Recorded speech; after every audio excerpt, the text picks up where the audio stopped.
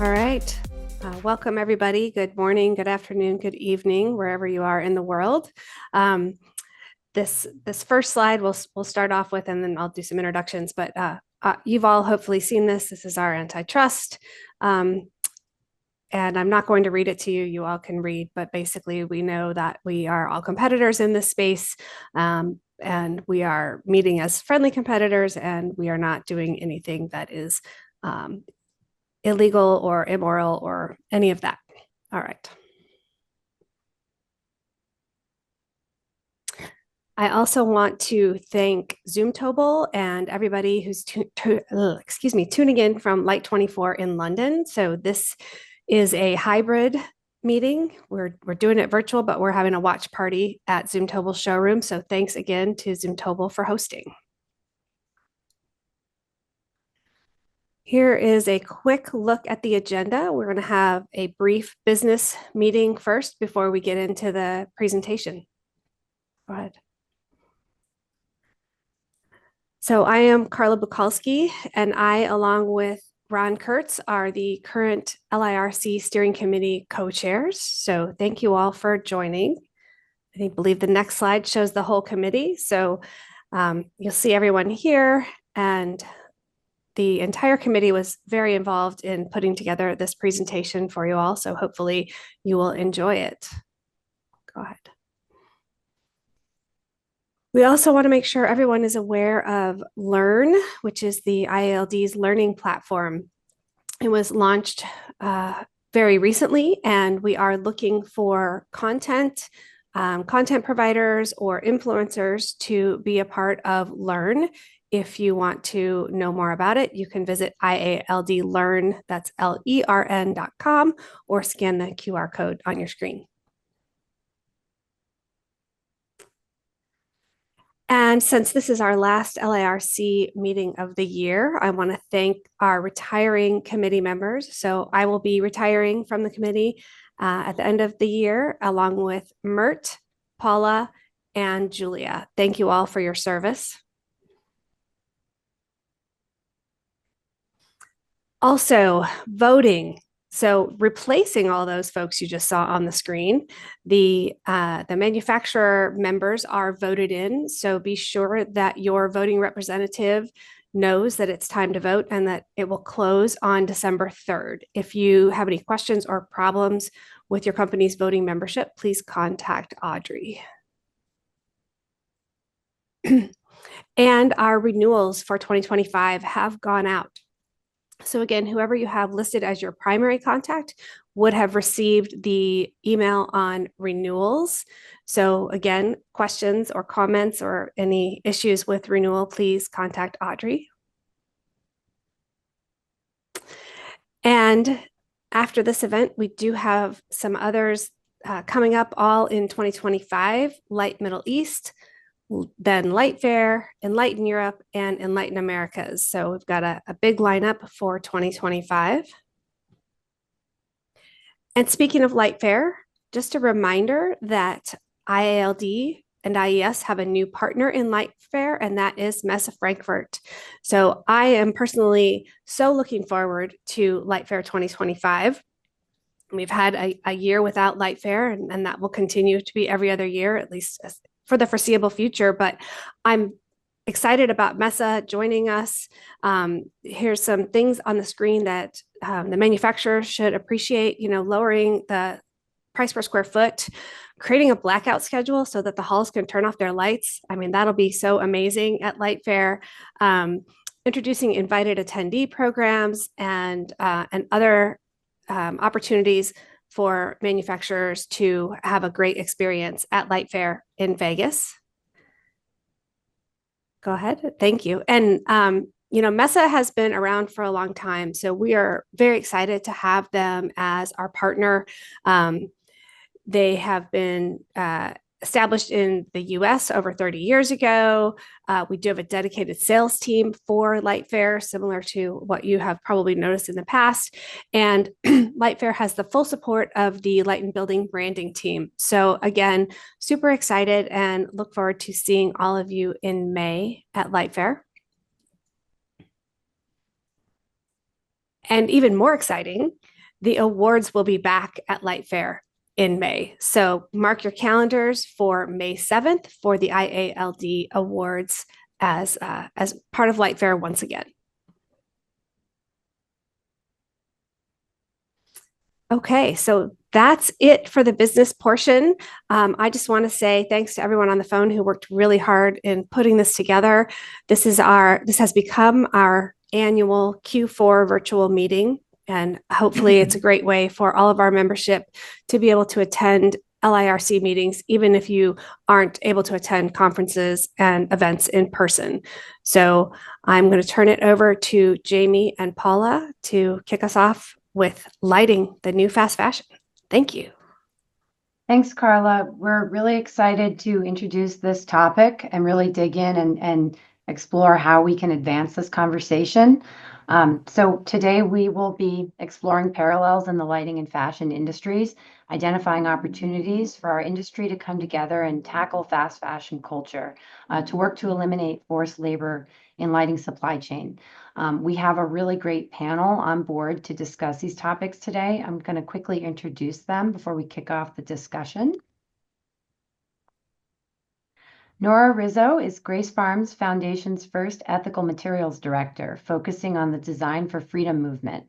Design for Freedom aims to eradicate modern slavery from the built environment by addressing the systematic use of forced labor in the building materials supply chain.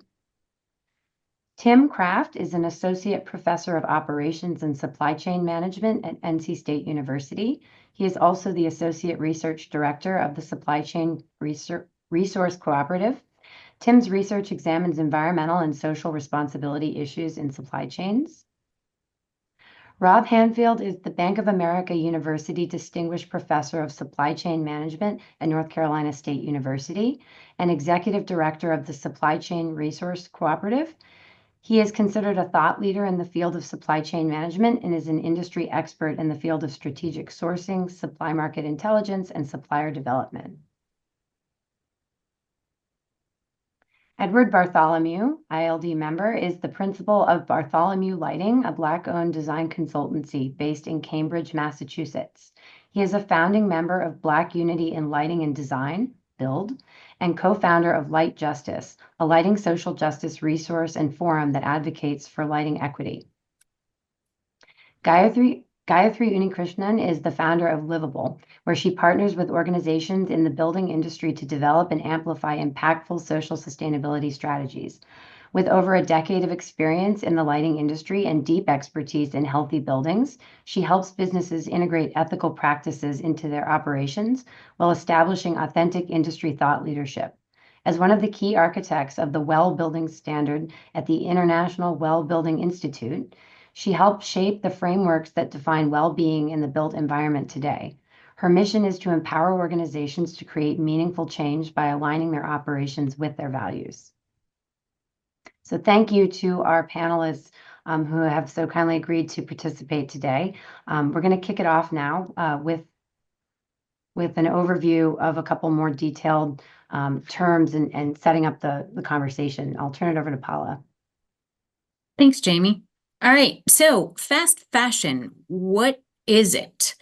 It is a business model that focuses on the production of garments in bulk and as quickly as possible in response to current trends. The term itself, from research, was popularized back in the late 1980s to describe retail store Zara's first opening in the US. And that retail brand's goal was to have designed and developed from concept to consumer in only 15 days. So with the advent, though, of online shopping, and production cycles today can be as little as 3 days from design to ready to buy. So online retailers can push out hundreds, if not thousands, of designs in small batches and adjust these rates according to consumer response and trends, which fast fashion retailers, have argued enables a reduction in waste and overproduction. But I think as we look at, a little bit deeper into the statistics with all of this material and disposable material, on the flip side of that, there's a much more problematic on the side of waste.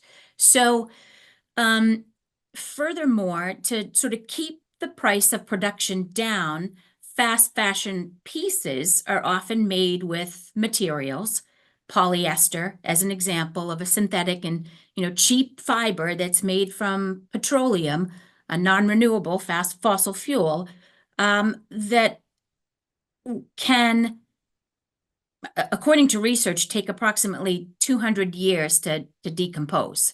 So we're using materials that are not easily either disposed of or even ending up in the environment. So beyond that, not only does the fashion industry rely on these cheap materials, it heavily relies on inexpensive labor. There's a statistic that says approximately 75 million factory employees around the world are employed in the industry, with only 2% of those making a living wage, according to a study from George Washington University. And sort of finally, to sort of wrap it all together, about 12%, so a very small percentage of the clothing ends up being recycled. So much of a problem comes down to materials in our that our clothes are made from, inadequate technologies to recycle them. So as we think of these, the industry itself and sort of drawing parallels to electronic equipment, which includes lighting, production, and waste, there are similarities. And so our intent is to explore these parallels through a series of question and answers with our panelists. We want this to be an open, dialogue, and to, I guess, start the conversation of what our industry can do in this regard.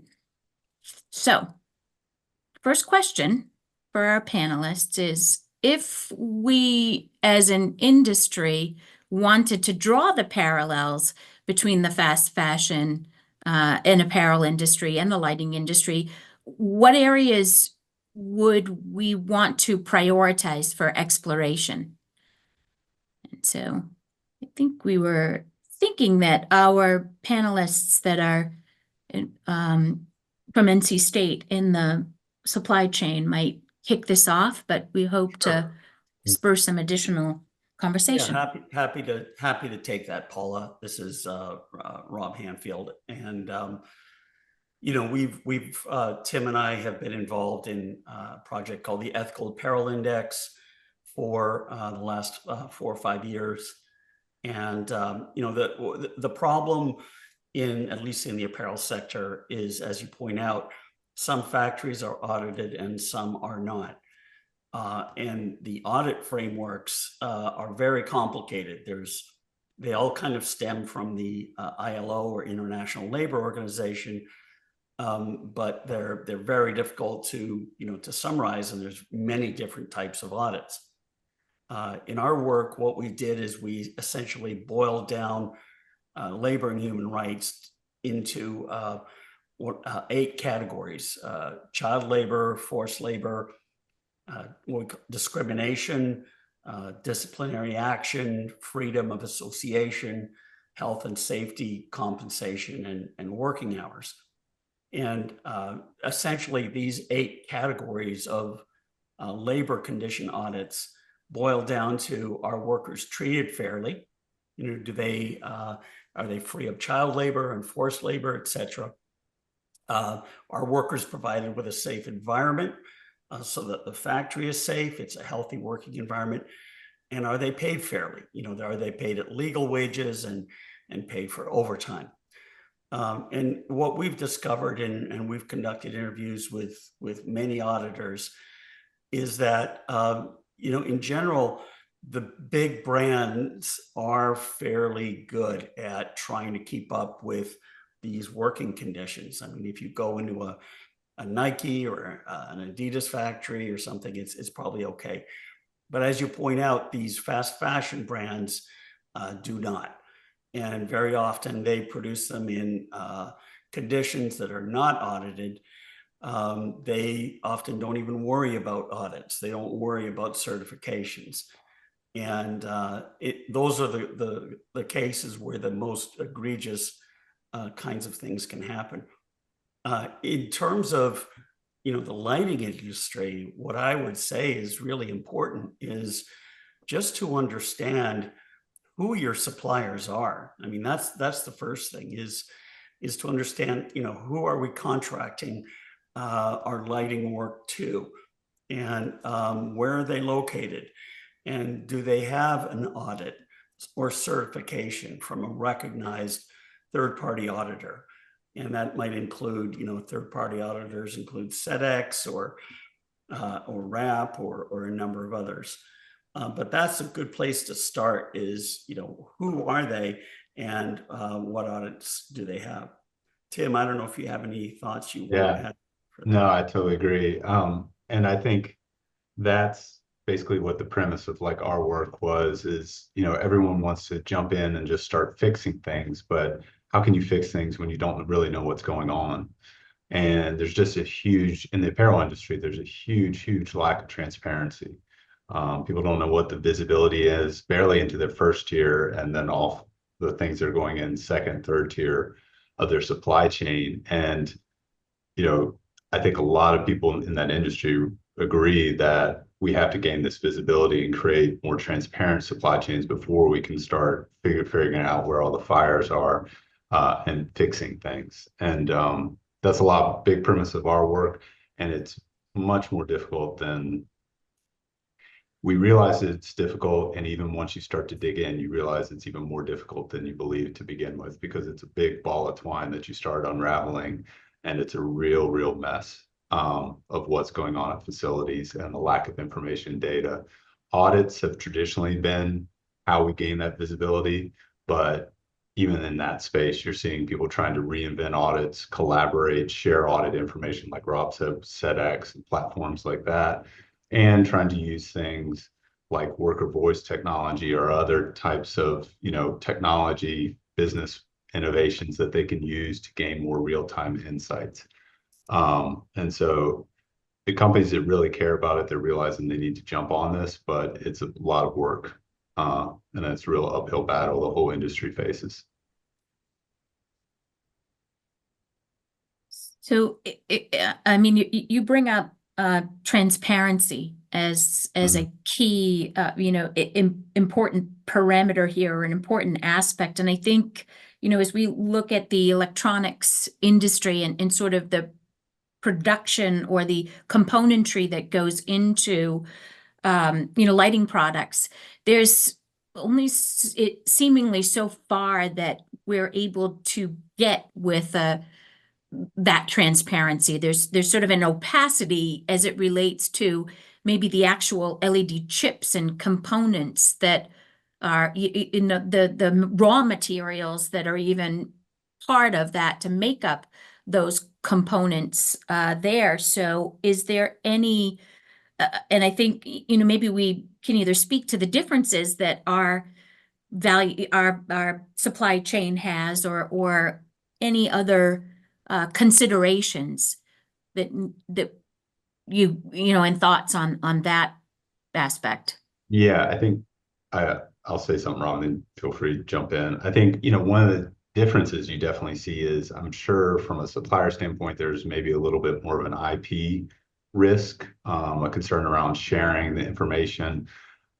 We don't see that as much in the apparel industry. A lot of the challenges that we run into are a lot of the harm that's going on is not kind of a 0-1 game where it's a clear environmental issue or not. Instead, we're talking about like labor issues. and human rights issues and discrimination. And that's the kind of thing that an audit doesn't really pick up. It's the kind of thing you go into a facility and start auditing, and everyone checks out. Everyone gets 100% on that dimension. But if you talk to the workers outside the facility afterwards, or someone, has a conversation on the side, you get hints that, oh no, there's some real issues going on. And that, for us, that's the bigger challenge. But I can see in your industry, and I've seen that before in like the consumer electronics industry, one of the challenges of transparency is sharing IP, sharing that information. Suppliers worrying that if I share that, then what good? I'm just a middleman that will get squeezed out eventually. That kind of feeling. So yeah, Rob, I don't know if you further thoughts on that. Yeah. I think, one of the biggest issues is, when you're dealing with a so-called tier one supplier, he's your immediate supplier, or you're working with an agent. If they don't have the capacity to take on your order, what they will do is they will subcontract it to another supplier and get a cut of the profits.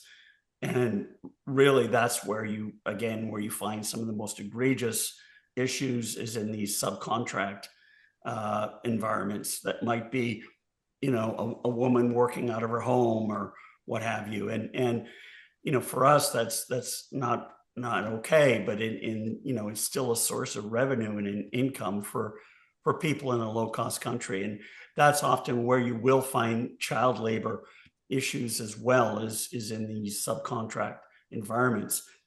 The other thing that Tim said is, discrimination and harassment, particularly sexual harassment, is very difficult to pick up on an audit.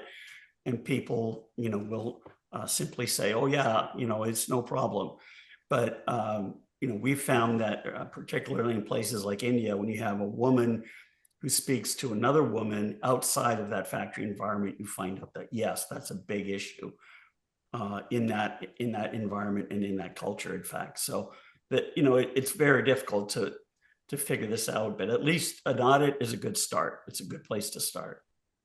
And with that, I should mention too, in the subcontracting, when that legal subcontracting, a lot of times, half the time, it's the brand or the retailer's fault almost, because of the pressures we're putting on the supplier. They want to do the work, but they can't lose your business. And so they're scrambling to try to figure out, how do I meet this deadline? How do I meet this price that you're putting on me?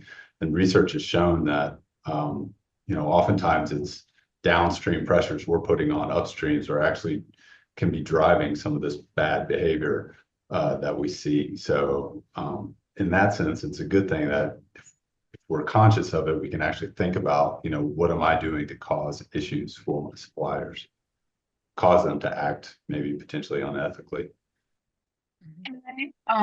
Just weigh in super quickly. This is Gayatri. In addition to the complexities that Tim and Rob went over, there are a couple of other kind of major differences that I think we need to highlight, focus on, be aware of. The first is the decision making that goes into the decisions made in the lighting industry versus the apparel industry. A lot of the impact, or a lot of the influence, or a lot of the change that's happening in the apparel industry is coming from the end consumers. There are, of course, standards, there are laws that are requiring that, but there is a huge push from the end consumers. The end consumers in this in here are the decision makers. They're the people who pay the money, and they are the buyers. So they're people who make the decision. They're the people who are the buyers, and the people who are wearing the clothes, right? So there are all three of them are the same person technically in the apparel industry. In the lighting industry, as you may know, all three are different. The person who is making the decision, the specifier, is different from the buyer, who's very often the developer or the owner, who's different from the end consumer, who's the person who gets impacted or is standing underneath the light, for lack of a better word.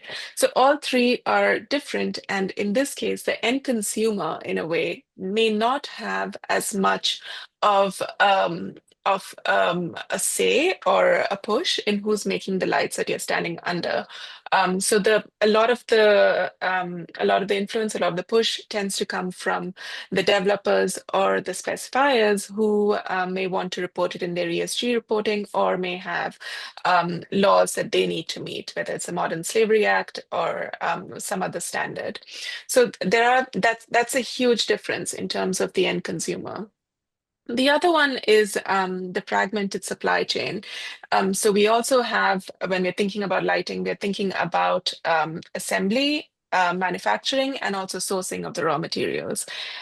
Assembly, manufacturing, very often, we can explore, we can find out who's working on things. When we're sourcing the raw materials, we're talking about phosphor, aluminum. We're talking about raw materials, or I think processes that are kind of egregious, that are known for having risks in labor practices, in who is working on those practices. So getting to that point can be tricky, but getting to that point is very important because of kind of how egregious it's known to be in terms of violations. The good news here is, because of the push in circularity, the push in carbon, kind of figuring out carbon emissions, we kind of know who or where each point, or where everything's being manufactured, or where the point of shipment is. We may not yet know who is working on it, but we kind of know for scope one, tier one, tier two, tier three, we kind of know, we are on the way, we're in a good place of knowing where things are getting shipped from.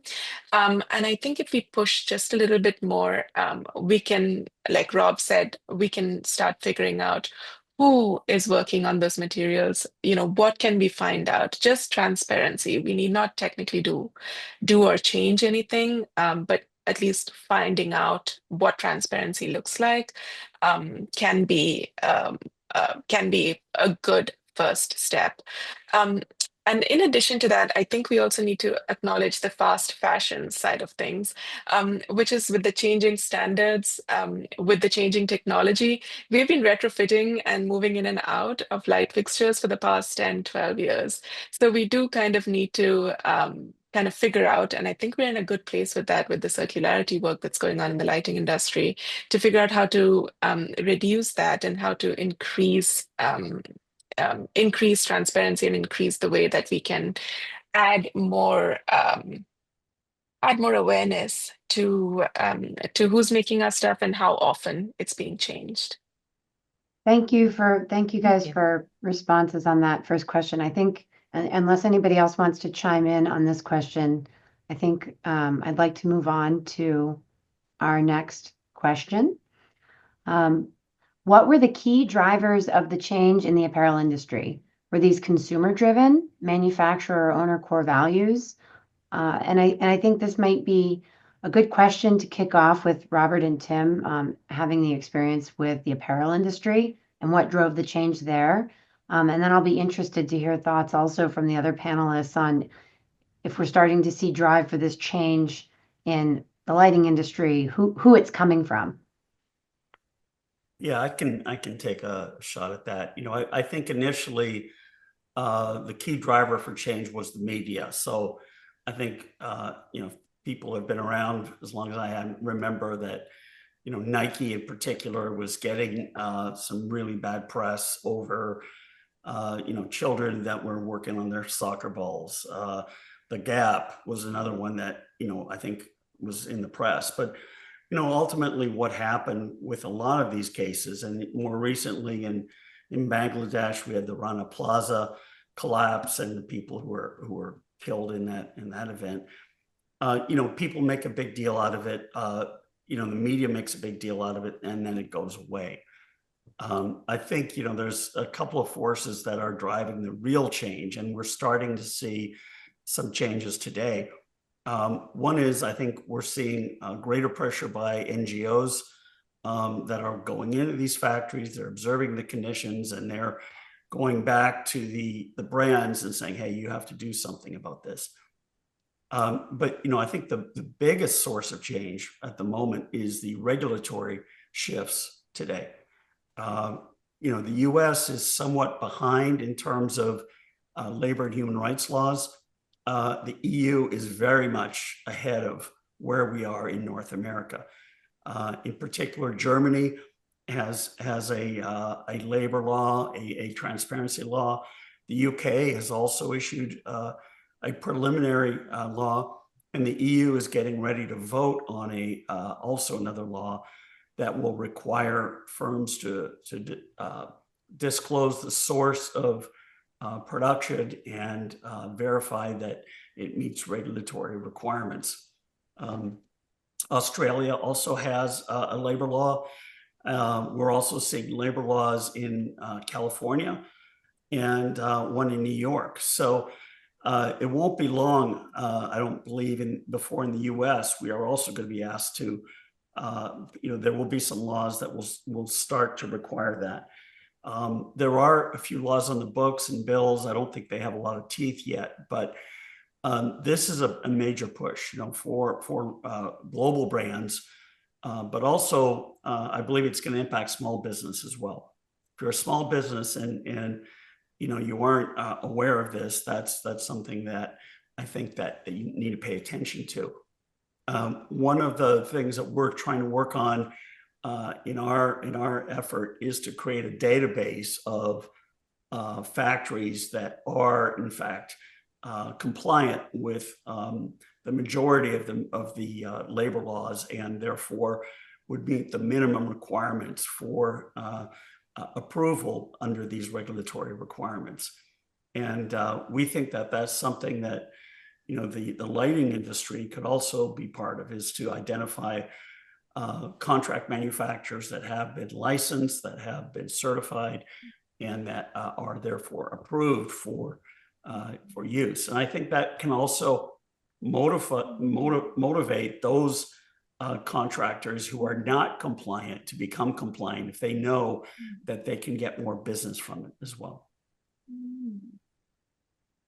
Yeah, I think I totally agree. The regulations have changed. The supply chain disclosure regulation has changed a lot. I mean, California, the California Act in 2012, UK Modern Slavery Act, these were considered a big deal at the time, but they were just having companies disclose what they knew. What were you doing about your due diligence? But there wasn't any meat to it. There wasn't any follow-up. You could say whatever you were doing and not have any penalties. But these new German laws, even with what's going on in Germany right now, I think there still will stick around, and they actually have penalties associated with these laws, and you actually have to remediate. And it's interesting to us, I think, because we're starting to cross that gray line of, are you responsible or not for your supply chain? And these laws are really putting it in writing that yes, you are. Your supply chain is part of your business, and if you're a big company out there, you need to fix what's going on if you find violations. One of the things that we ran into with our work is we've done a lot of stuff around consumers and trying to be more transparent to consumers, running experiments. And I've done other research projects trying to create transparency and seeing if consumers react. And pretty much all the research says, there are some consumers out there willing to pay more, they have a greater goodwill for this transparency. One of the interesting things that we've run into in the apparel industry, though, and I've run into this for a number of years, is trying to do field work, trying to test some of the experiments that we run with actual products. The brands really are the big, and the retailers are really the holdup. They're the ones kind of preventing this and not wanting to put it out there. And, the liability to them is just so much more of a risk than the gain, of getting that good consumer goodwill. And so it's been a real challenge to see, because I think a lot of the stakeholders along the supply chain want to be transparent. There's suppliers out there that want to show that they're doing a good job, and drive more business. But the real hurdle for us has been at the kind of brand retailer, whoever's the consumer facing company of the consumer facing company. They're the ones that are holding back, just because, not surprisingly, we live in a time now with social media, and we kind of tend to jump on each other. It's not okay to be just good enough, or to be improving, or to doing 90%. You know, if there's an issue, people get worried. They get worried about liability, that someone's going to jump on you. And so that's kind of the mindset we see with brands and retailers, and that's really hard to change. And they kind of control a lot of the transparency and what's going to be put out there. And so that's one of the real challenges we've run into at the consumer level, is the consumers want it, but you know, at least the big brands, they're not really willing to put it out there. Yeah, and we even developed a technology, and if you go to our website, the Ethical Apparel Index, where you can scan a QR code and you could see the factory that produced that garment, and the consumer could tell for themselves that, yeah, you know, this was a garment produced in a good factory, and if they wanted to, they could go further and get educational materials to learn more about what those conditions were like. And but again, as Tim said, the brands just wouldn't touch that with a 10-foot pole. You know, they don't want to get near that. Any risk of, you know, bad media or bad publicity is just, you know, they won't touch it. And same thing with all the big retailers, the Walmarts, the Targets, they don't want that at all on any of their apparel or any of their clothing or any of their products. So, you know, it's too bad, because I think it could actually help boost sales in certain categories, but they don't want to take the risk. It seems like if you have, you know, it seems like if you have one or two that would agree to do it, and then it would force the competition. And I don't know if on a smaller scale, if you've seen, you know, a brand take up that flag and that banner and do that, and does that then encourage it? Have you seen that on a small scale, or has it really just been a complete lockdown, you know, on that? Yeah, I think it's been done on a small scale in the UK. You know, Marks and Spencer and a couple of others, I think, have started to, you know, play around with, you know, what they call worker voice data, which is data from a factory that shows that it's a survey that the workers fill out to say that, you know, that yes, they're treated okay, and it's anonymous. So, you know, and they've done some pilot studies with some of the retailers in the UK, but it has not taken off yet, unfortunately. Another example, it's not quite as risky for brands, so that's probably why they all jumped in. But like Nike and Patagonia, for example, were very early in putting their supply chains out on their websites. So you can go out to their websites and you can see, oh, at least first tier, this is where your flannel was made, this is where your jeans were made. And it kind of became a standard. And so now you go to H&M or any of the big brand VF brands, all the big brands, you can pretty much, they all have some kind of supply chain map where they're showing where their products are made.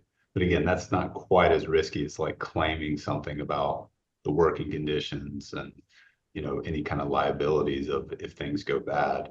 But that is an example where a couple of leaders like Nike and Patagonia did it, and it kind of became expected across the industry. So everyone has it out there. But how do they know, or how does one necessarily know, you know, to an earlier point, that the product isn't being subcontracted out to another factory? Yeah. You don't. Yeah. And another thing I just wanted to ask, so in Robert, in one of your earlier comments, you talked about greater pressure by NGOs, and I had been you know, in researching this, looking at various different, you know, sources of information, and there was a Articles of Interest, which is a podcast by Avery Trufelman, had an episode there that had talked about the U.S. Collegiate Apparel Buyers Group, essentially, you know, banding together and hiring independent, you know, third-party auditors to go into the factories. Whereas when you talk about the brands, it's almost like the brands were hiring their own auditors to go in there. So it's the fox in the hen house auditing. Is there anything further about that sort of NGO or that parallel with the collegiate apparel buyers or things like that that can help? Yeah, I think, you know, that's where I think the role of independent third party auditors is important. A third-party auditor, at least a reputable one, will go in and they won't just, spend a day and go through the checklist. They may spend a couple of days or 3 days. And if they identify problems in that facility, there almost always is problems. No, there's no such thing as a perfect facility. They will provide a report and they'll do a follow-up, and they will continue to come back to that facility until they pass, or they have at least a minimum score of what's acceptable. But you're right.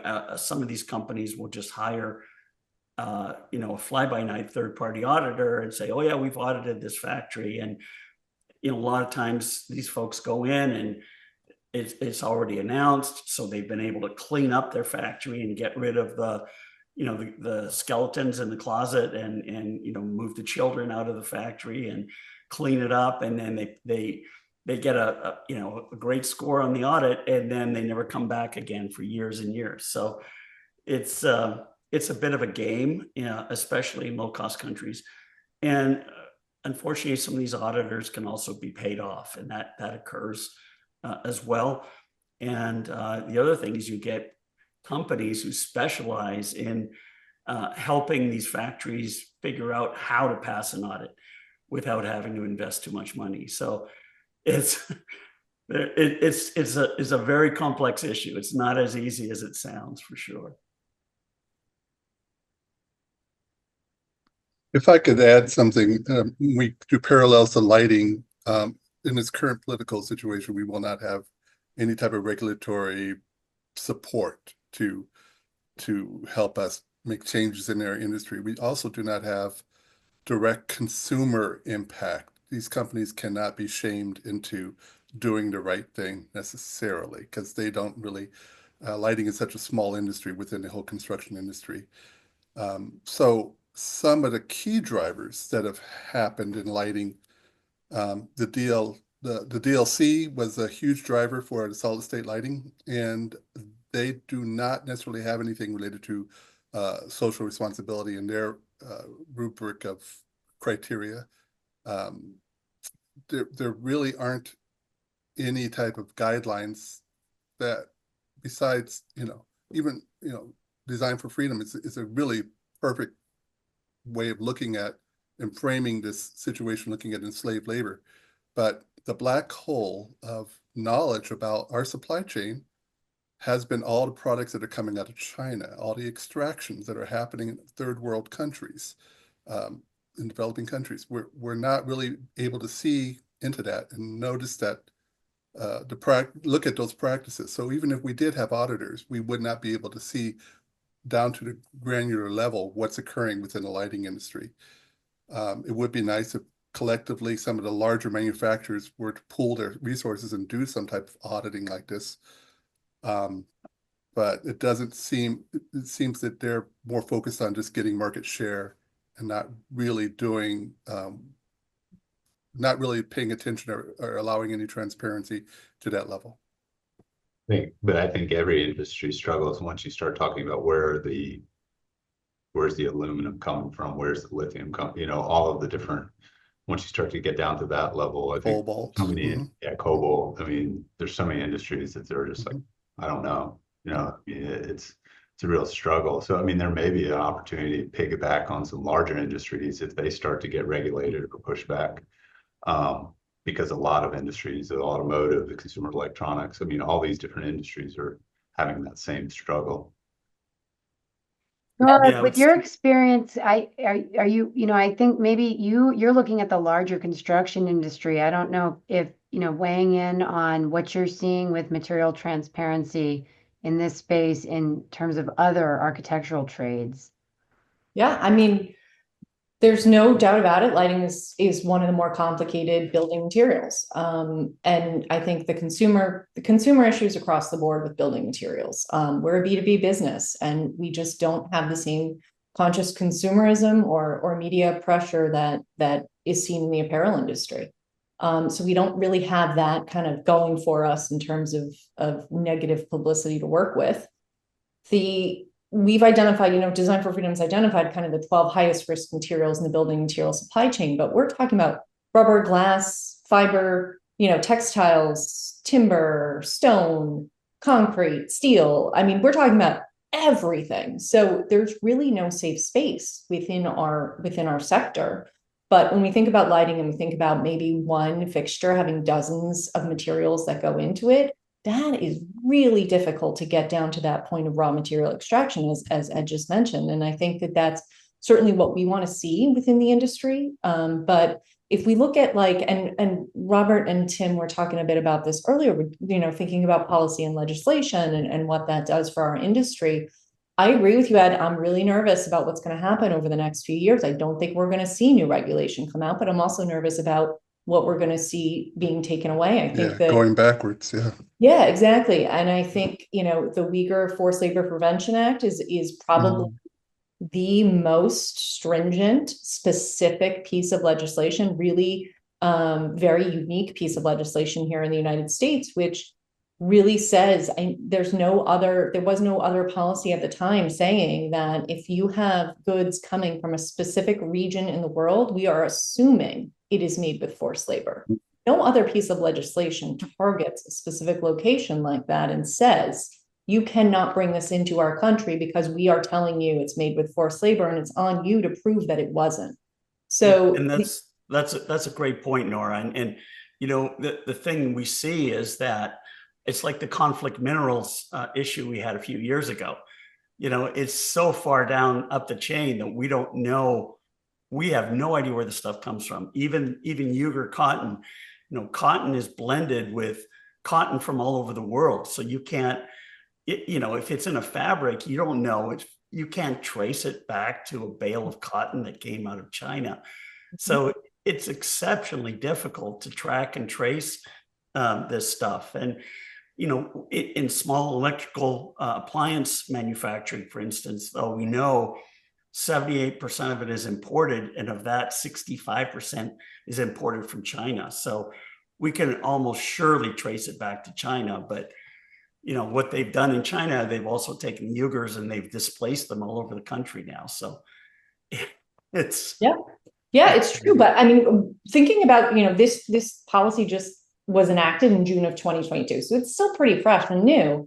But since then, $3.6 billion has been held up at our borders. So it's being enforced, and then it's a very long, lengthy, expensive legal process to prove otherwise. But what's really fascinating to me is that in such a short amount of time, we know that the Uyghur population is specific to the Xinjiang region of China. But just as you're saying, they have displaced them throughout China, within Chinese borders. But what they're also doing now is shipping things from China to Malaysia, to Thailand, to Vietnam. And now if you look, so the UFLPA CBP dashboard tracks where the materials are that are coming into this country that have been held up. It started off that China was the #1 country of places where goods were being produced. Now China's 4th. So they're now shipping these products through intermediary countries and then bringing them here in an effort to disguise who's actually making these products. So the amount of exploitation and criminal activity and how quickly they're adapting and shifting to this regulatory framework is remarkable to me. But it's also remarkable that CBP has caught on so quickly as well and is now detaining materials from those 3 countries in addition to China. So good to see that. Sad that there are so many goods and materials coming in. But if you look at the top 3 materials that are being held up, it's electronics is #1, and you've got apparel #2, and then you've got manufacturing products #3. So we're talking about everything that we've been mentioning here as being really high risk. And I think this conversation overlaps with the next question that we have on our topics, which is, I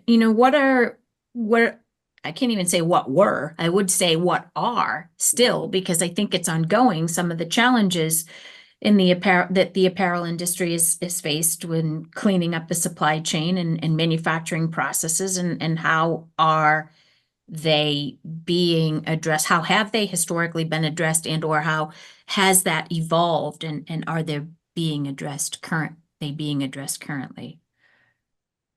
Yeah, I can talk about that a little bit. I think these are challenges that continue in the apparel sector. No one has yet found a solution.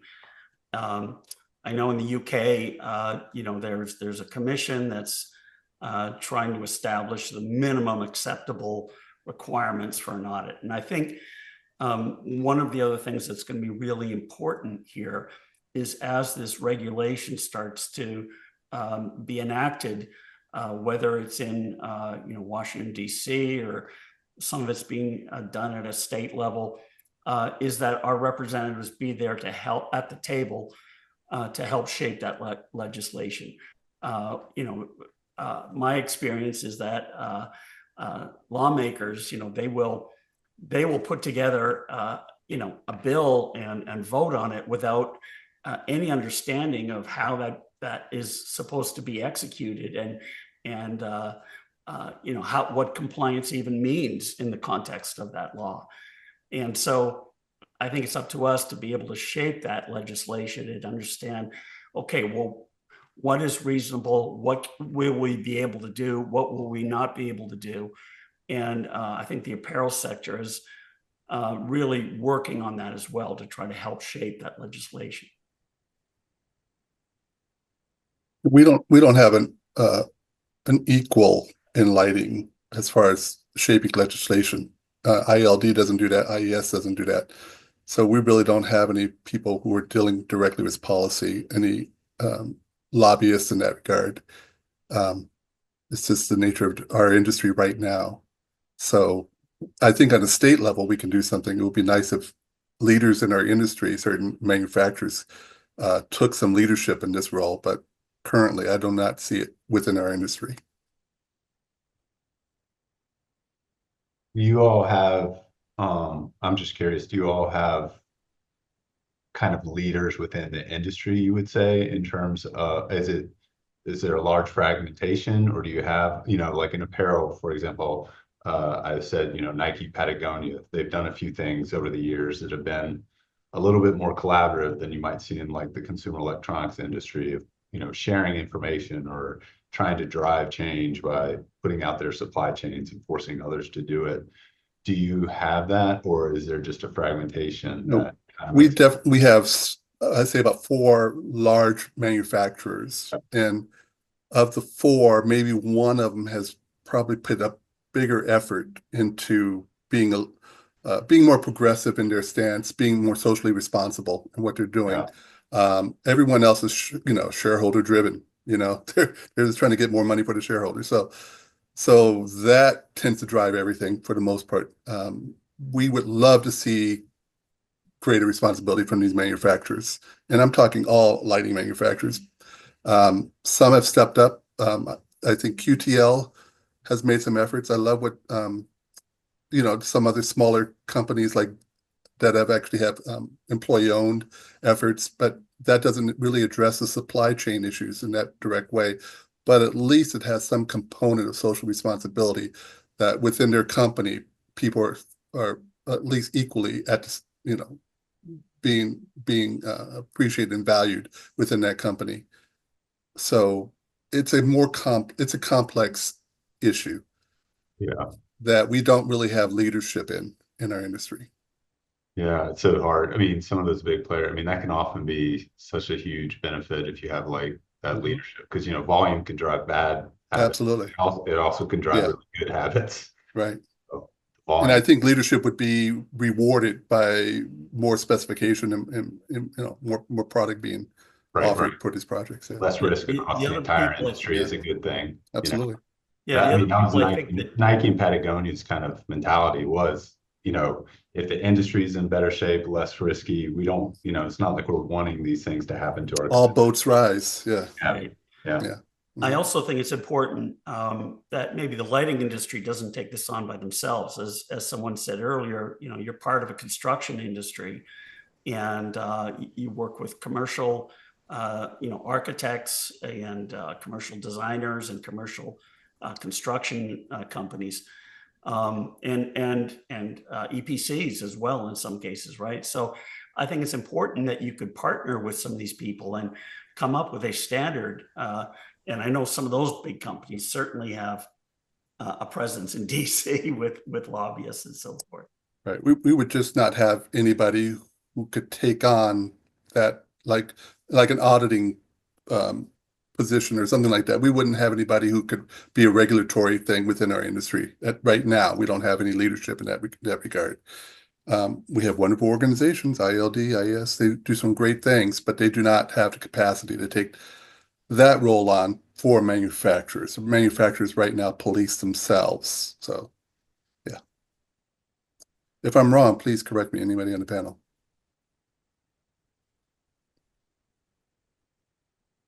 Exactly. And is that across other trades, Nora? Is there a trade? Who's doing it the best right now? Or maybe that might not be a simple answer. Is there a trend of certain trades that are leading the pack? I know in the sustainability movement, lighting has been behind other trades, right? It's not that we're not doing anything, but we've been behind. And this is such a more, this is a human issue. It should be front and center, an issue that's getting addressed. And I don't know how other trades are doing with respect to this comparatively. Yeah, I think, well, we talk about it too, just in general. I am a former contractor and have been working sustainability for 20 years. So we talk about this generally within construction, is that we are missing this really like overarching kind of industry leader who's advocating for all of us. The AIA, architects have the AIA, which is kind of a good guiding point for them. We have a lot of very small industry associations that are fragmented, that do not talk to each other.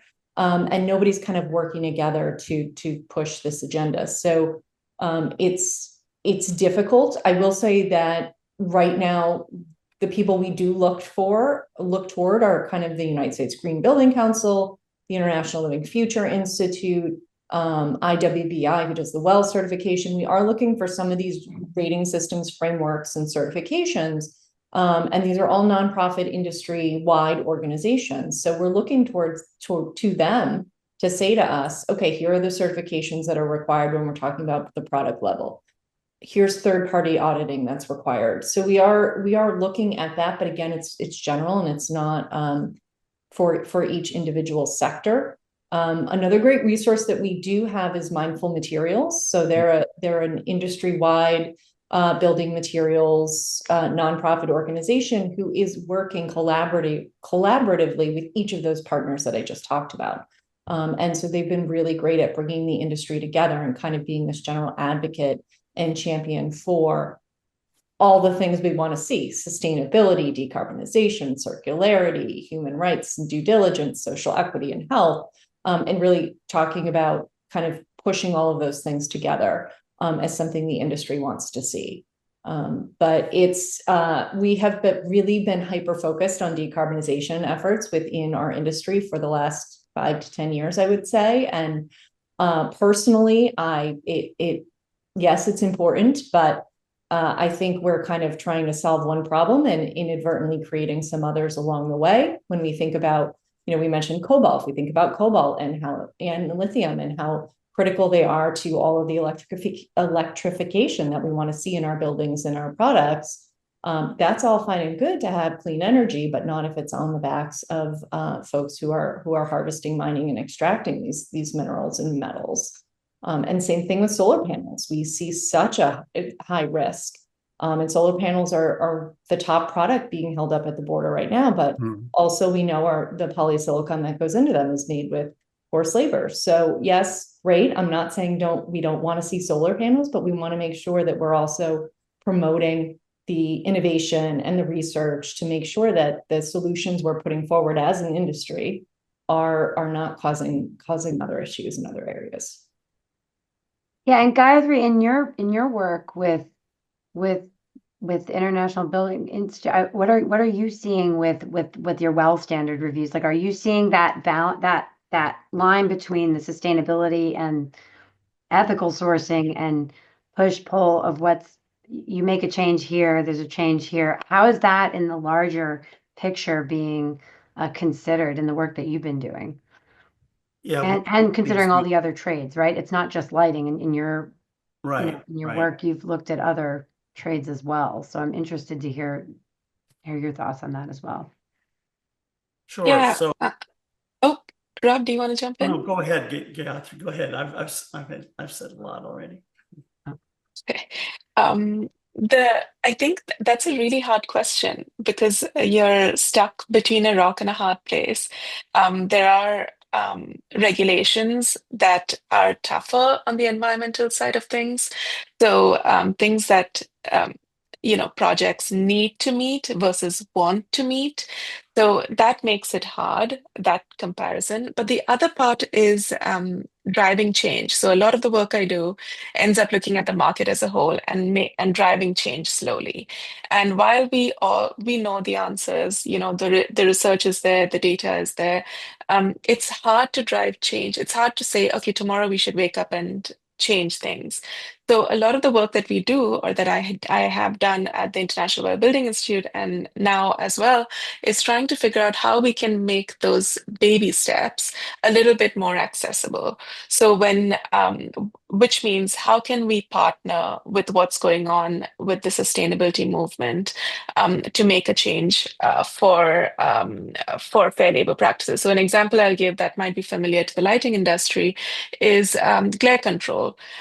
Glare control has very different metrics across the world. And when I was working at IWPI, we wanted to consider glare. But the metric that was the most popular was the one that was most popular in Europe, not necessarily in the US. So, and that metric, when we're talking about glare, it usually means that the efficacy of the fixture is dropping. You're not, if it's got great glare control, likely projects are not able to meet the efficiency requirements that they want to. So what we had to do at that point is start with something that was a very, very low bar. And we knew it was a low bar, and that's fine. And then give opportunities and incentivize projects that wanted to go above and beyond. So starting with, UGR of 19 or UGR of even higher, and then going from there, and then doing as much education on the way as possible. So coming to this topic, I worked with the International Living Future Institute earlier this year, and what we were trying to do is see and mirror the circularity and carbon kind of transparency movement that's going on. So trying and figuring out what do we already know as an industry? Who are we already talking to? What more do we need to know? What does the smallest step look like? And I think starting from there, figuring out what the smallest step looks like, as Edward said earlier, rising tide. I'm going to mess this I up. know, I do the same Rise, thing. trying to figure out how we can kind of start taking those smaller steps as an industry while incentivizing and appreciating and recognizing projects, manufacturers that go above and beyond. So another piece that has helped is those international regulations. Australia's Modern Slavery Act actually led to a feature being released in the Well Building Standard that is now applicable worldwide. And we see when there are instances of leadership being shown by different countries, that's a moment that these organizations take to recognize, award, and encourage other manufacturers to join and take on. Robert, over to you. Yeah, I was going to say, I think many of the categories that we examined in the apparel sector around discrimination, harassment, working conditions, etc., are applicable to almost any manufacturing facility and site. So, I think, we've also developed some artificial intelligence systems that can actually scrape data and identify and develop at least a preliminary rating for a company based on their sourcing practices. So, there are some other things that can be done to, at least begin to step in that direction as well. Gonna kick off our next question. Transparency down, and we've touched on this a couple times, but already in this conversation pretty organically, but transparency down to the lowest component level is a real concern for the lighting industry. Are there any parallels that we can learn from? And you already hit on the cotton example that you gave, right? I mean, getting down to that lowest level of where, you know, the phosphor on the LED could be a mix. Are there any other examples or things we can draw from where you've been able to break through and be able to get the data that you needed even at that low component level? I'd be interested to hear from Robert and Tim on that.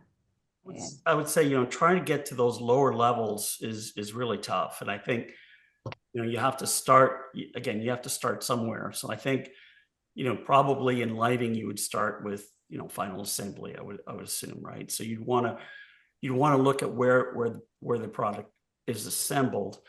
And then as you go further back, you have to sort of map out your supply chain and figure out, well, who are the major, tier 2 suppliers who are providing the components for this and where the components coming from. So I think a first step is just to understand, where the stuff is coming from and who the suppliers are.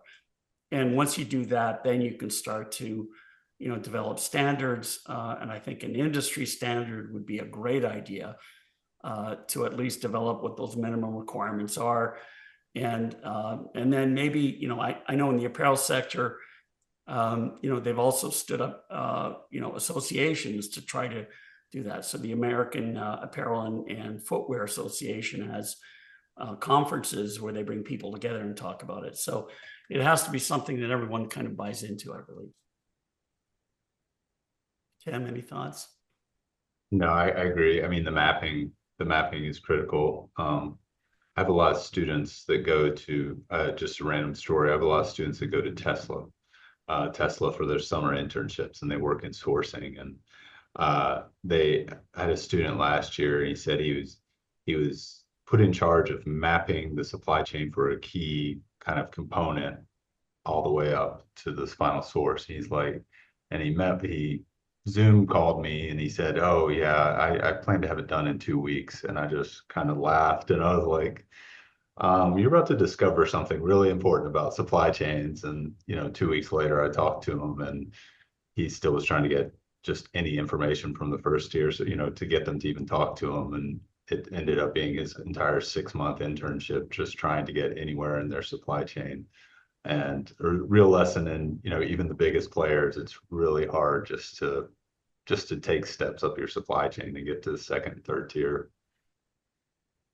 I think that's a great point, Tim, and something that we found as well. I mean, this kind of like hands-on, doing it manually, by spreadsheet, by phone call, by email. I mean, that ship has sailed. I think we're all at that point now where we realize we're not going to get where we need to be if everybody's kind of making these cold calls themselves and trying to map a supply chain on their own without the technology that's out there and available. So I think AI is a huge part of this solution. And I think we need to use it to our advantage and make sure that there's no way we can ask people for data or require things if we haven't mapped the supply chain to begin with. So I think that's always step one. And I think there's some great tools out there right now that can really help manufacturers and suppliers do that work.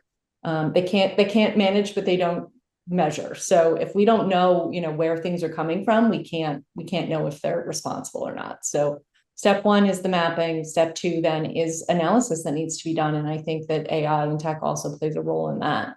And I'm hopeful that digital product passports are going to be kind of the wave of the future, and that there are some good apparel companies out there right now. They're much smaller and a lot of them are high end, but you can scan a QR code on your piece of clothes and what sheep was sheared for the wool in your sweater. I mean, it's to that level of detail, which is fantastic.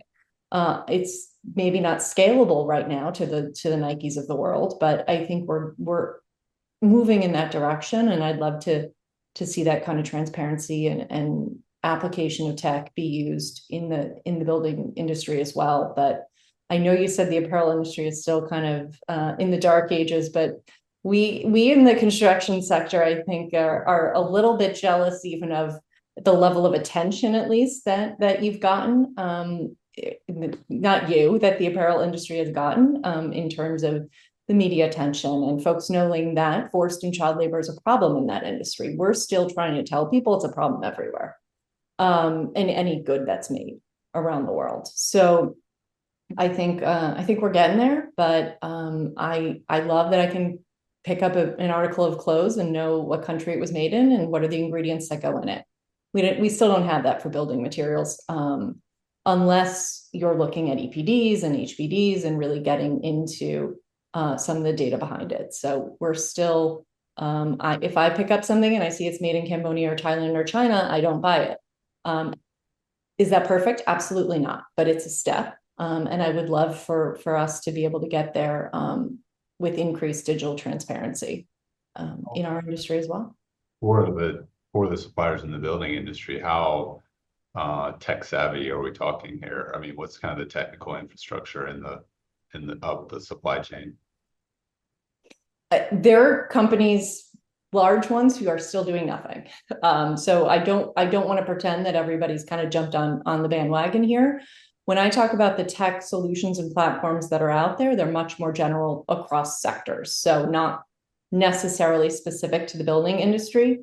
We have a report coming out in just a couple of weeks where we look at not really evaluating supply chain mapping companies, but at least letting people know what's out there right now. So we've interviewed dozens of companies, kind of created a list of, because people are always coming to us and saying, well, how do I start? Some of these large manufacturers that I'm kind of honestly surprised they haven't mapped their supply chains yet, are saying, I don't even know where to start. So just a list of, who's doing mapping, who's doing analysis, who's doing risk analysis, who's doing, we say supply chain mapping and everybody kind of thinks that checks all the boxes and that all these companies are equal and doing the same thing, but they are very nuanced and some of them do different things. Some of them do different things well and some don't. There may not be a one-stop shopping solution here. A lot of these larger companies are going to have to hire a few of these organizations to get the full picture of data that they need. But I think there are some really great companies out there right now that are doing this for all industries. And are certainly really excited about the opportunities in the building industry because they're, quite frankly, untapped markets. But if we're talking about steel, we're talking about automotive, we're talking about aviation, we're talking about construction. Steel production is steel production. It's not until certainly the later tiers that it really matters kind of where it ends up. But I think there's a lot of overlap there and a lot of room for growth. Yeah, one word of caution I would say, Nora, is we've worked with a number of different platforms. One of the ones I think we found to be really robust is Resolink. There's a lot of people out there that will say, oh, we can map out your supply chain for you using AI algorithms, and without really understanding what the industry is or how it's structured. What we've found is, the best way to map a supply chain is through having those supplier relationships and working with the people in your supply network and understanding what's there. And it helps if you have leverage, if you have, a big company that's driving this. And General Motors, I interviewed their head of supply chain, and he said we ask our suppliers to tell us where they're getting their components. And we tell them we're not trying to disintermediate you, but we have to understand this both for, environmental reporting, labor reporting, but also for risk, understanding what the risks are and in your supply base as well. Yeah. And I think that's a great point. I completely agree with you and that's why I'm saying there is no one solution to a lot of these organizations, but we're talking with manufacturers right now that have 8,000 suppliers. So they really need kind of this basic level. Here's who's in your network. And then absolutely those supplier relationships are critical. And we have seen the benefit of having those conversations 100%. They are really important, but it also makes sense for some of these larger manufacturers to be focusing on the suppliers that they have the biggest spend with. And not wasting time on the 3,000 suppliers they order one product from once a year. or one material once a year. So I think that the mapping piece is still important, but it's certainly not the only solution. There are other things that need to happen as well. Okay. I also want to, something that was eye-opening to me, and we'll sort of transition this into the next question. In the apparel industry, Nora, you talk about there are certain regions where you look at it and scan a QR code and see the region of origin and may make a decision to not purchase something as a consumer, not consume something from there. And something that was eye-opening to me is that even in the apparel industry, the country of origin, let's take Italy, as an example. You think of Italy as a higher end, maybe as far as branding is concerned, there's factories or shell companies and factories that are set up in a country like Italy. So there are where they're bringing in and essentially creating forced labor work camp for Chinese workers in another country. And so it's becomes really difficult to even try to make a conscious decision about where you're going to purchase something from because of the opacity of the supply chain. And I think our next question for the panelists is more specific to electrical sourcing, which we've been describing, some of the challenges here. Specific experience with anyone on the panel in working with electrical sourcing and the unique challenges as it relates to this topic. And I think we had thought we'd start this discussion or let Ed talk with us about your experience with the Design for Freedom pilot project, both Right. Ed and Nora. Right. So we were fortunate enough to work on a project, a Design for Freedom pilot project, Harriet Tubman Memorial. And we utilized the tools that the Design for Freedom framework gave us, which was a spreadsheet. And so we passed that spreadsheet to all our manufacturers, and I would say a majority of the answers that we were getting regarding, I have it up right now, harvest and extraction locations,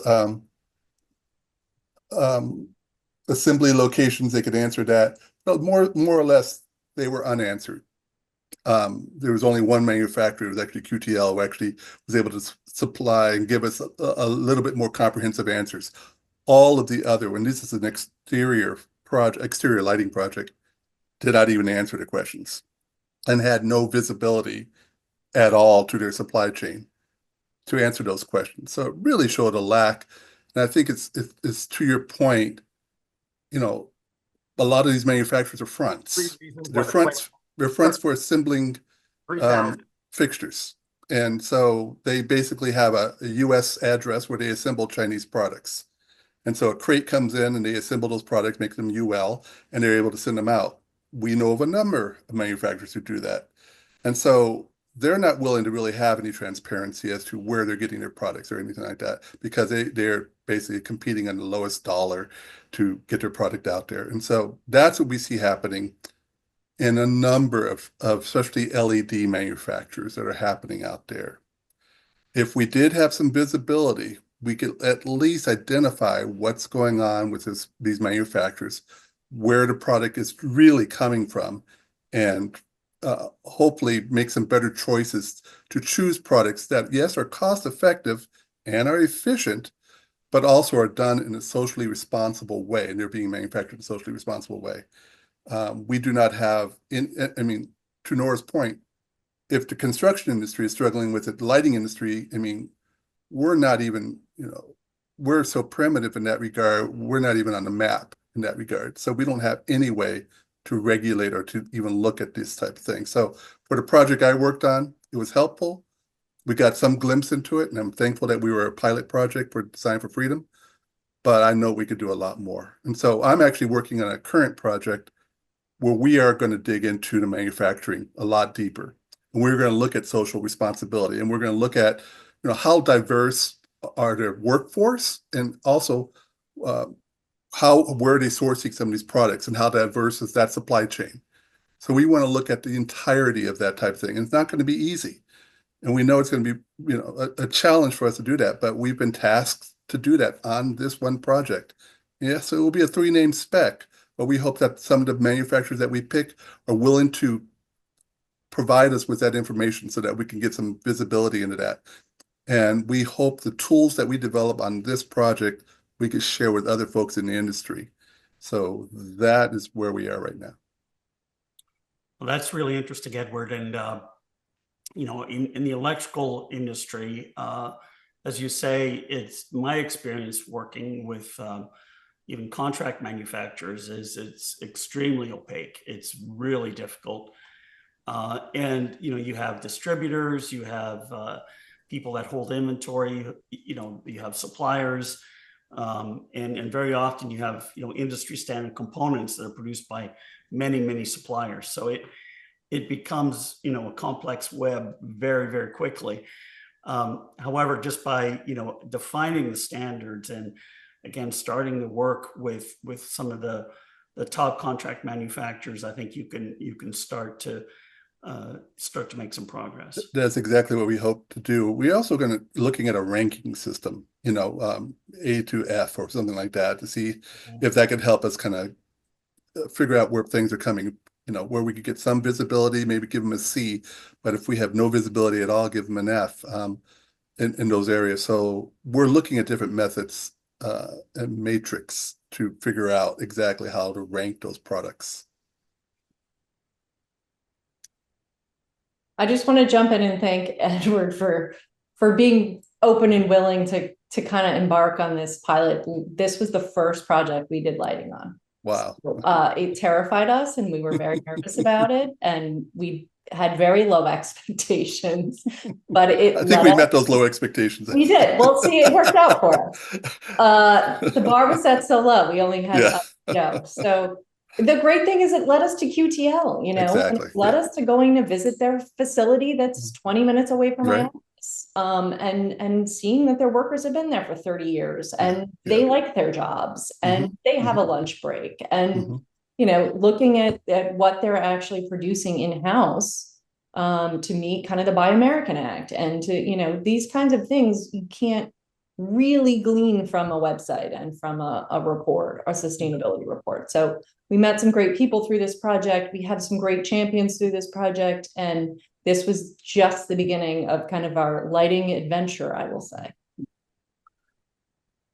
Well, we look forward to working with you again, Nora, and as we develop our list as well. So we'll definitely be in touch. Yeah. We've touched on this one also throughout the topic. And I know, Ed, you just talked about that sort of white good slapping a label on something, but how have the panelists addressed costs and lead times associated with doing the right thing? This topic comes up all the time with respect to sustainability, right?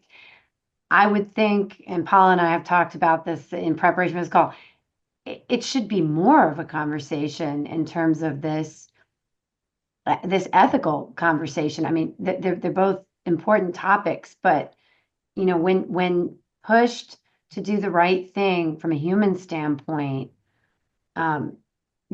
it costs more to supply product that responds to that. I mean, the kind of product where you can see which sheep was used to produce the wool to knit a sweater, right, Nora? I mean, it carries a price tag, but how do you get buy-in from the stakeholders who are paying the bill that this is what must be done? And what are your experiences with that collectively as a group? I'm interested to hear from you guys on this. If I could quickly just say that on the projects that we're working on, one thing we try to do is we try to align ourselves with architects and design teams that have similar values to what we're doing, but also setting expectations for the stakeholders, for the clients, so that they know that if they're going for a premium product that has addressed issues regarding social responsibility and environmental issues, that it may take a little bit longer and it may cost a little bit more, and it may take us even more billable time to identify those manufacturers, but it's going to be worth it overall, and help them tell that story at the end so that they could talk about those things. And that's really important. So that's where we could have a direct impact on the occupant and the consumer, saying, we have done this building, we have done it right. And even from the lighting actually represents some of the values that we want in our company and in our firm, in our place of business. So I think alignment in that way is really important. Yeah, I can speak to the apparel sector.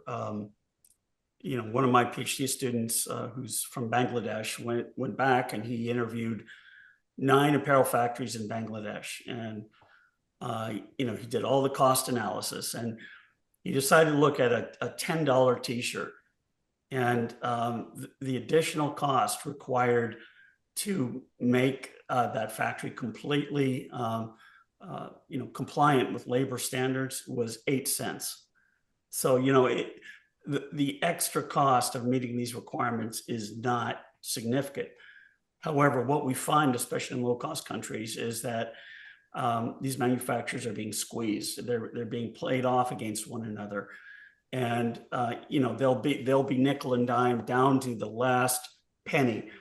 And if that's the case, then it's more difficult for them to find, to pay people a fair wage. It's more difficult to pay overtime. It's more difficult for them to invest in, the layout of a facility and bathrooms that work. And I mean, it sounds crazy, when we live here in the U.S., but in these countries, the cents matter. It matters a lot. And so I think it is possible to do this. And I don't think we have to pay a lot. Now, the lead time issue is also interesting because, what we'll do is if we have a deadline and we push a deadline on someone, what low-cost manufacturer is going to say, no, we can't take your order? No, they'll always say, yes, we'll take your order, but they'll subcontract it, like we said earlier. And that's, again, where you'll have issues. So, trying to work within realistic lead times is also a big part of what buyers can do differently. If I could just add one thing, and thank you so much, Robert. Our supply chain has players in it that also interrupt the flow of goods. The distributors play a huge role in this game, and some of them have no idea that this is an issue regarding social responsibility and actually dealing with human factors in the products that they're getting.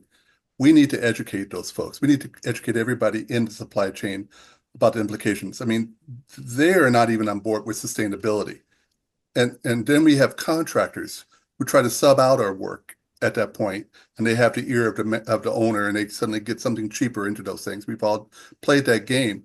We need to educate everybody along the supply chain about the benefits of doing this the right way. So it's going to take some time. To Nora's point, we have to start someplace. Those are the baby steps that we can start, is by educating everybody in supply chain. ILD has done a great job talking with specifiers. We probably touch maybe 2 to 5% of the projects that are out there for lighting. That's incredibly small. So we have a bigger industry that we can impact if we do some education and talk to folks and let them know why it's important to source their materials from ethically sourced manufacturers. And I think that's, that's also reminds me of the most recent IALD conference where we had the LIRC meeting, and one of the sort of, I won't say controversial, but maybe controversial topics was how the membership is expanding to, in consideration for including manufacturers' representatives as a membership tier and a membership category, but they're the ones that are out in the territories that are, close to each of the stakeholders that you're talking about here. And maybe, one of the values there in that expanded membership is an expanded voice. Yeah, and education, absolutely. And education, yeah. Yeah. So. Good point. I just want to jump in again with my sustainability hat on for a second and say, we heard, back to the original question of schedule and budgets, because that's all the construction industry cares about anyway. But we heard this for years and years and years. We're never going to do LEED. We're never going to do sustainable buildings. It's too expensive. It takes too long. We're never going to get the products in time. Nobody knows how to install them. What's the warranty going to be like? Are they going to perform the same way? I mean, we heard every excuse on the planet of why we couldn't do sustainability in the beginning. I really do equate that entire process to where we are now with material transparency in terms of human rights due diligence and social equity and human health. We are right back at those early days of USGBC and LEED and making people pay attention to an issue that was important to a small subset of the sector, and now is kind of really become industry standard. And if you're not talking about where your materials, whether your materials are going to be healthy for occupants, you're kind of out of the equation at this point. And so it's not that different to think about, healthy materials going into a space and only focusing on the material health of the people that are using those buildings, but also thinking about who's making these products. If it's unhealthy at the end of the supply chain, it's certainly unhealthy for the people who are making these products and extracting them. So I think we're kind of back in this cycle again, but I think that people are paying attention to this, and people said no all the time in the early days of sustainability. We're not hearing as many no's right now because folks can't say, I don't care about this issue. They can think it, but they can't say it out loud. And so I think there's a lot of promise in that the attention to this is going to be a shorter timeline. I'm not saying the solutions will be there in the same timeline, but I think that we're moving through the industry. And one of the really promising things I see is that manufacturers will call us up directly and say, listen, last month, one person asked me this question. This month, 3 people asked me this question. So I'm ready for the answers. Tell me how I get there and what do I need to do? So it's really promising to not only be speaking to the design community and the contracting community and the real estate industry, but also getting manufacturers to pick up the phone and reach out to us where we don't even have to call them, and to say, I can tell this is a big deal and I want to get ahead of it. So I think that's really encouraging. Yeah, so I think this is actually our final question before we move to question and answers. And again, I think much of this, or quite a bit of this, has been part of the sort of ongoing dialogue and conversation that we've had in the last, hour and a half. But specifically, are there existing certifications and ethical labor standards? I think Robert spoke to some of that initially. Fair trade, design for freedom, B Corp, just that you have experience with, and the positives or challenges associated with any of these standards. I could say working for Design for Freedom, it was a low barrier for working with them on the project, and it worked out well. Can I talk a little bit about Just label? Nice idea. I like what they're doing. I love what they represent. It cost a lot of money. They need a sliding scale. So we couldn't participate in that. I like what they stand for, but I think those type of barriers for a small design firm like myself, it's prohibitive for us to really to be a part of that community. So that needs to be looked at. These efforts cannot cost too much for people who want to participate in them. So we got to figure out a way, a sliding scale or something, to allow people to break through and work and join these efforts and look at some of these certifications. But I do think they're worthy in writing. It's just an implementation. It becomes a little bit more problematic, especially for cost. And I think that's a fantastic point. And even certification wise, a lot of these certifications, are so expensive for manufacturers and suppliers as well. So the smaller manufacturers and suppliers that maybe have really great insight and control over their truncated supply chain and have had relationships with these suppliers for years and years are kind of losing out if they don't have some fancy certification that costs $50,000 a year. So I agree with you, there's got to be some workarounds there. And I do also just want to clarify that Design for Freedom is not a certification. We are industry guidance. We act as advisors, and we are researchers, collaborators, conveners. But as Edward mentioned, we don't, if somebody wants to do a Design for Freedom pilot project, there's no cost to participate, which I think is really helpful in making sure thank you. some nonprofits, and we can work with some great smaller, we've done some really small projects in rural communities, and it's helpful to be able to get people who really want to participate if they don't have the funds to do one more certification or one more something else. Even though we don't stamp, audit, or sign off on anything, our pilots are really just about the industry talking to each other and asking for things that maybe haven't been asked for before. And guidance, Yes. In apparel, you see similar issues around the costs on the suppliers. One of the other issues too is just the number of certifications and the number of standards and the number of different types of audits and that they face, and it can really be overwhelming. And I think there's like over 100 social compliance audits in the apparel industry, and they all are varying in size and questions and how you address them and who does what, who pays for what, and it can just get to be a lot. So there is a big issue with lack of standardization as well. Yeah, the other thing you'll find is there's a lot of variance in terms of the rigor of these different organizations. I mean, some of them basically have a supplier, fill out a self-assessment checklist, which, isn't very robust in terms, I mean, who's going to give themselves a bad rating, right? So, I think having a third party is good.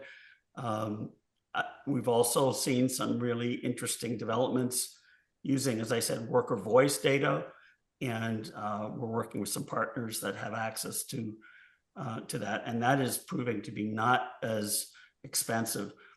And the issue we have to think about for suppliers too is, as Nora pointed out, it's expensive for them, and we've seen suppliers where they've had a Walmart audit come in, and maybe a third-party audit come in representing another group of manufacturers, and they have different requirements that they need to meet, and they have to pay. It costs them a lot of money to have people dedicated to these audit exercises, and it's almost a full-time job for a few people in their facility. So it's not cheap for them to do this either. Sorry. I just want to weigh in and say that when we talk about standards and certifications, there are so many layers we're thinking about, right? Well and lead certify projects. ILFI, Justice for Organizations. They have the Declare label and the Living Product Challenge, which are for products.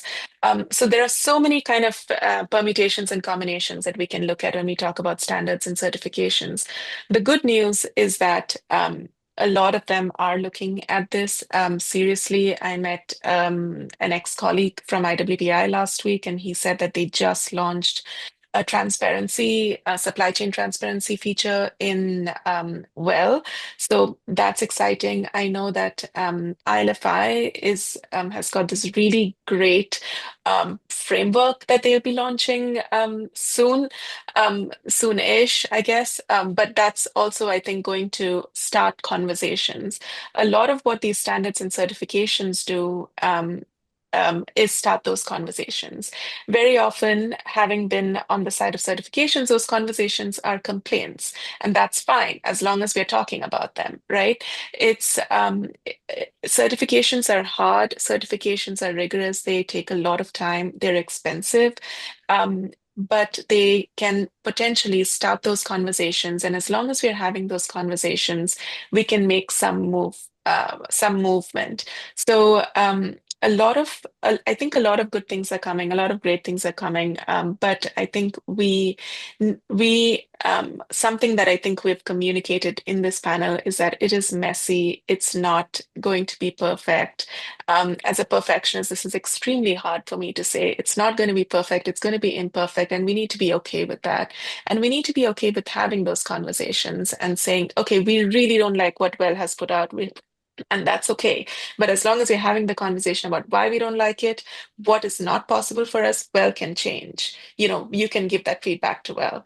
But if we're not having those conversations, we don't know what's possible, what's not possible, and what mess or perfection looks like.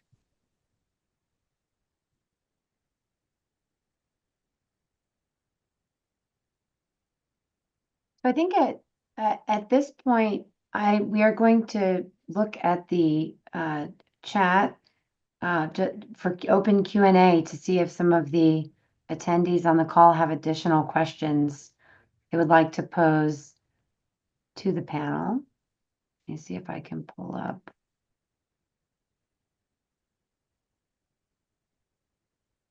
It looks like, and Robert, it looks like you were responding to some of these as we went along, but maybe are there any, should we go through these questions that were put into the chat? I think so. I think so for the audience in general at large.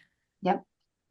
So I'm going to start with the first question. The panel mentioned how the consumer owner has a lot of influence into ensuring manufacture downright. Curious to hear if you believe the general trend of downlighting becoming more and more of a commodity is driving manufacturers to rely on low labor to provide what's requested. What do you think ownership would pay above regular prices to ensure manufacturing is done ethically?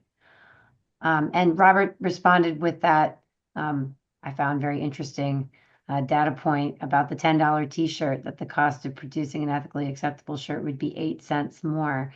Would any of the other panelists like to chime in on this question or respond?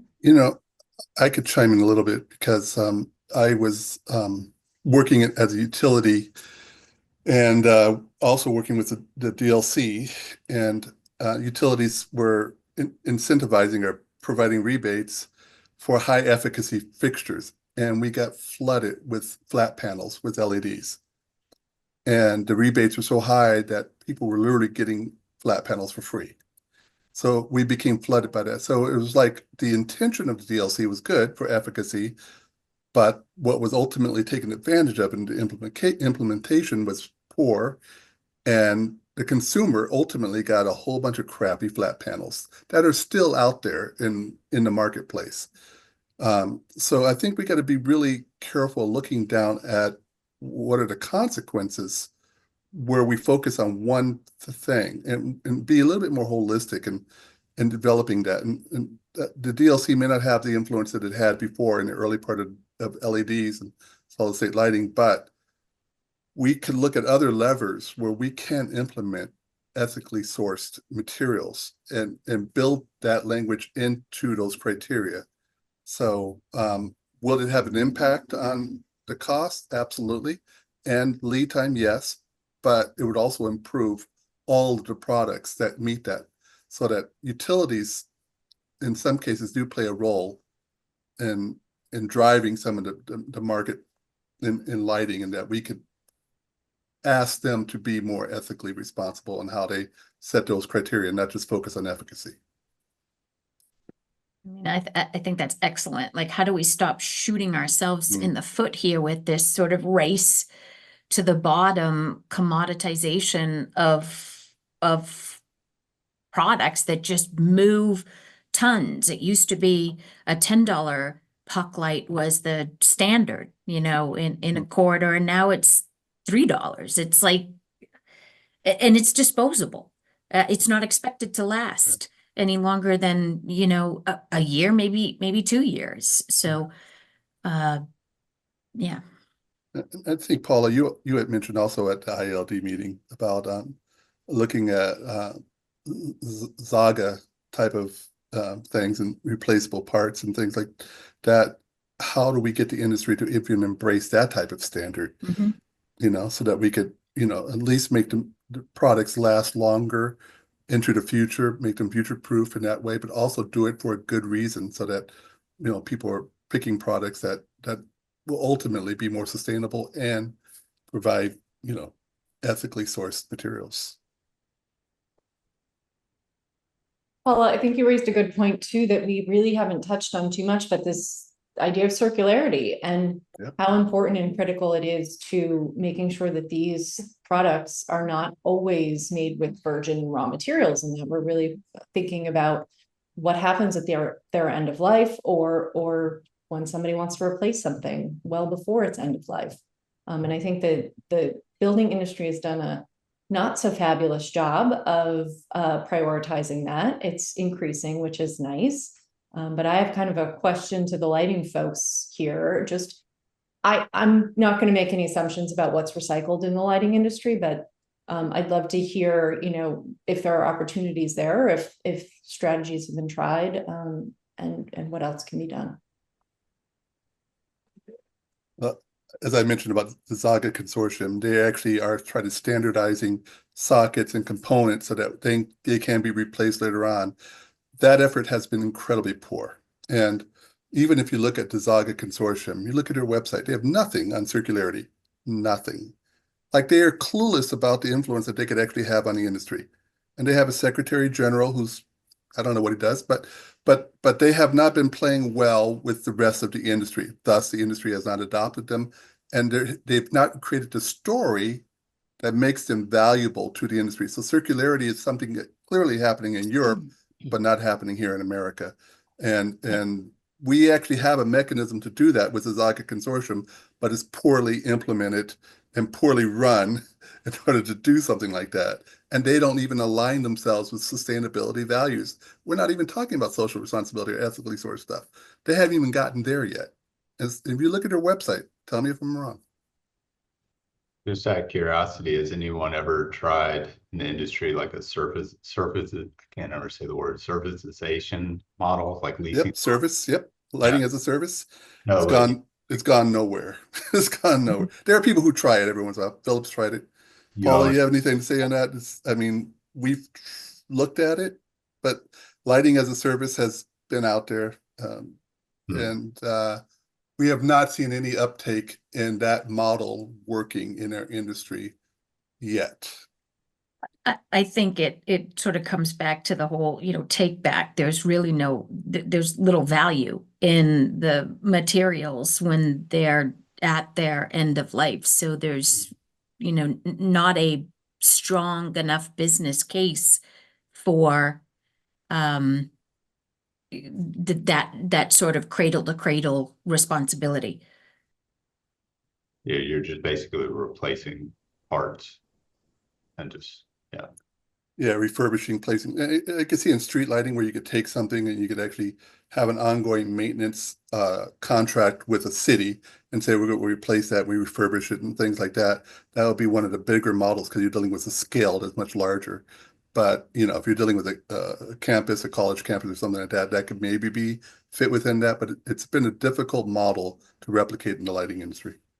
And and then the reality of it is that it's so much less, the cost is so much lower to just replace it with something brand new than it is to actually make the effort to refurbish, to Ed's point, because there really isn't that, Edison socket model for replaceability with the technologies that we have today, at least here in the US. I know in Europe there is more, I think, receptivity, and there's better options there. But here, I think manufacturers early on recognized that they could grab share if they,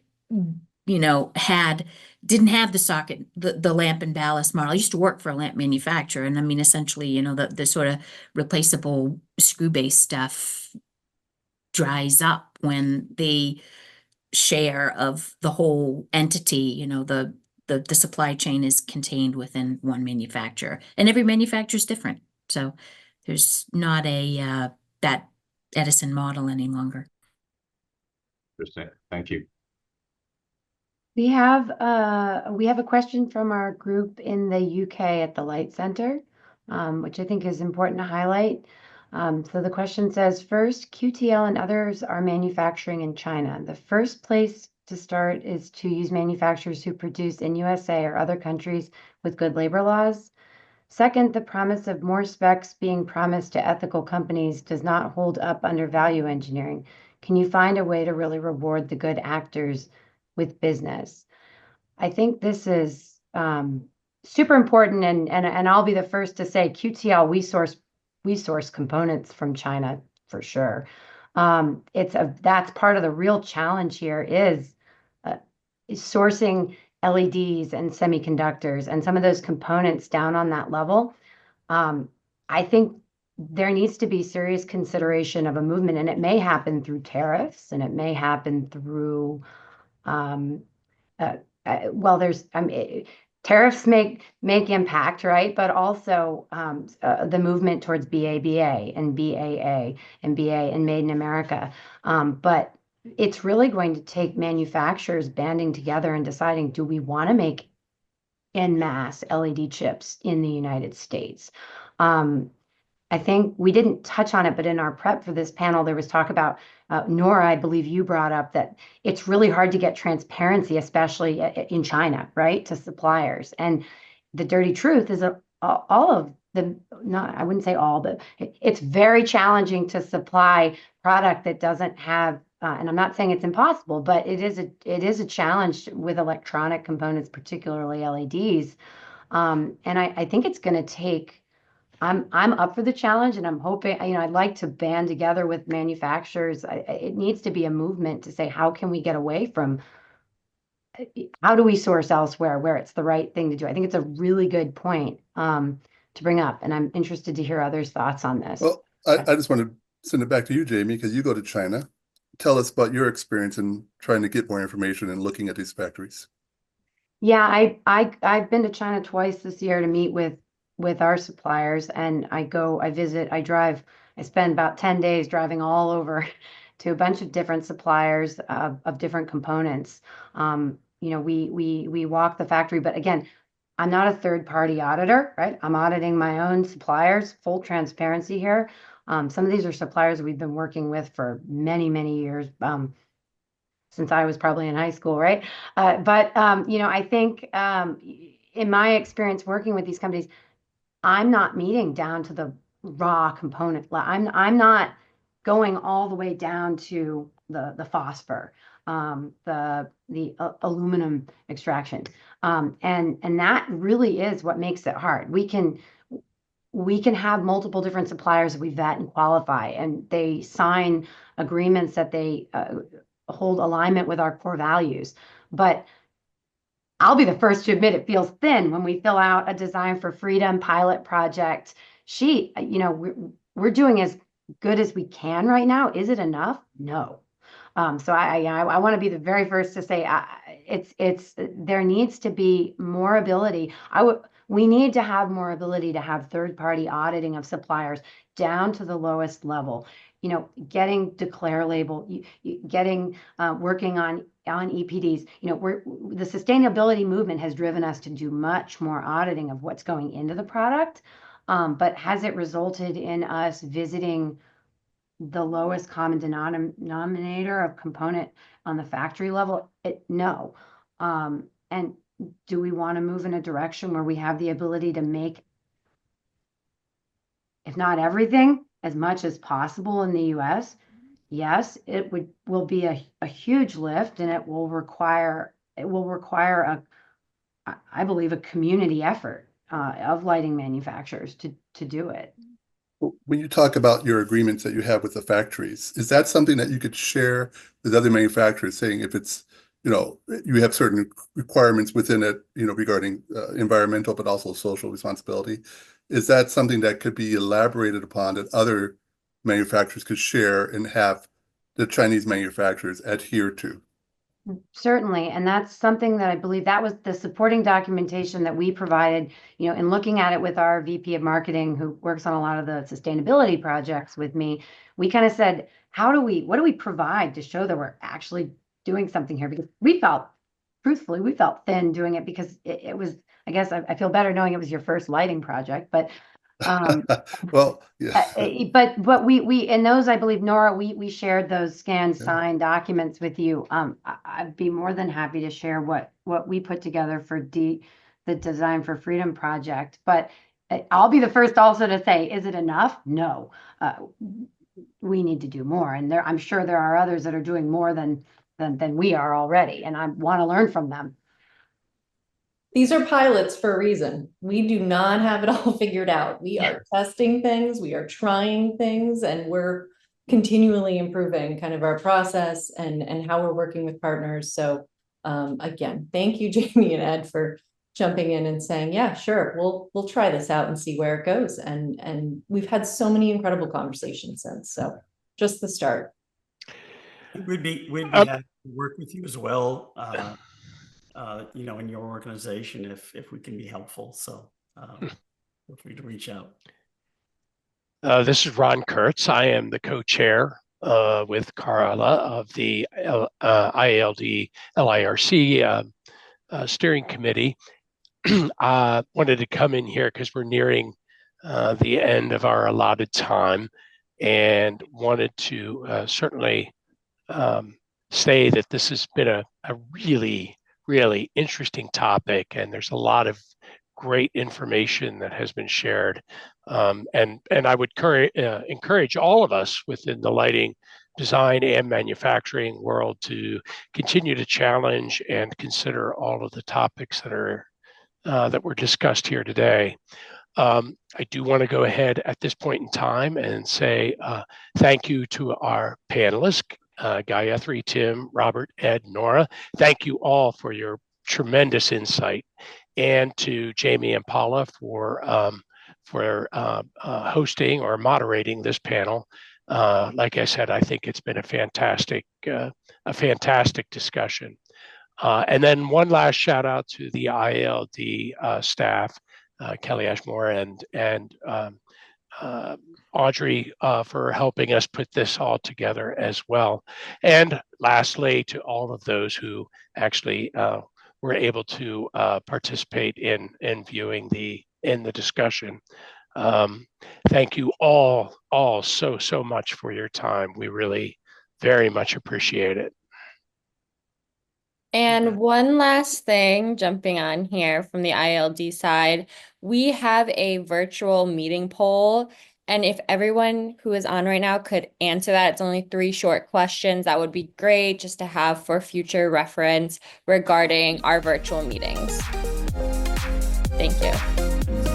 All right. Thank you, everyone. Thank you, everyone. Thank you.